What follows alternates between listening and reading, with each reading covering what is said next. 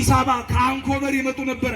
እና አፄ ምኒልክ የእመቤታችንን ስዕል አውጡልን ብለው ዝናብ ሲቆም ስዕሏን ያወጡና ወደ ላይ ከፍ አድርገው እመቤታችን ዝናቡ እኮ ቆመ ይሏታል። ዝናቡ ይወርዳል።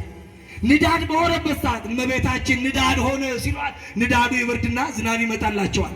አገሩ ላይ አንበጣ ሲመጣ የድንግል ማርያምን ስዕል ይዘው ከስር ካህናቱ እያጠኑ በእርሻው መካከል ሲሄዱ አንበጣው እየረገፈላቸው እህላቸው ይተርፍ ነበረ። እችን ስዕል ይዘው አረ ክብር ለድንግል ማርያም ይሆንልን።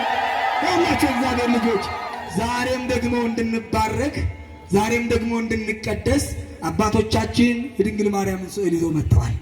ወገኖቼ እንደ እህሉ ሕይወታችሁን አንበጣ እንደበላው እንደ እህሉ ሕይወታችሁን ብዙ ነገር የበላባችሁ ሰዎች፣ ኑሯችሁን ብዙ ነገር የበላባችሁ ሰዎች፣ ዘመናችሁ በብዙ ነገር የተበላሸባችሁ፣ ለሰው ብትናገሩት መፍትሄ ያጣችሁ፣ ከሰው ጋር ብትነጋገሩ ዋጋ የሌላችሁ፣ እኔ ለእግዚአብሔር ብቻ እነግራለሁ ብላችሁ እያለቀሳችሁ የመጣችሁ፣ ለሰው ተናግሬ ምንም መፍትሄ አላገኘሁም፣ ከሰው ጋር አውርቼ ምንም ተስፋ የለኝም፣ እመቤቴ ድንግል ማርያም አንቺ ትሻይኛለሽ ብላችሁ የመጣችሁ እግዚአብሔር ልጆች ካላችሁ አራስ አይታችኋል።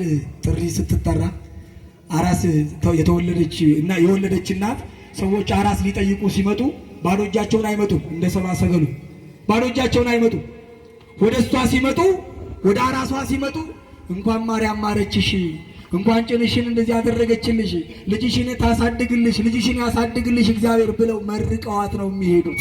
ዛሬም የእግዚአብሔር ልጆች እመቤታችን ድንግል ማርያም ከመከራ እንድትወልደን፣ ከስቃይ እንድትወልደን፣ ከጭንቀት እንድትወልደን የምትውልበትን ቤት ብታዩ ታዝናላችሁ። አሁን የእመቤታችን ስዕል አድኖ ቤት ተብሎ በትልቁ ሊሰራ መምህራችን መምህር መጋቤ ሰናያት መምህር ኃይለ ማርያም ጨርሰዋል። ለእሷ ማሰሪያ እየተሯሯጥን ያለ ነው።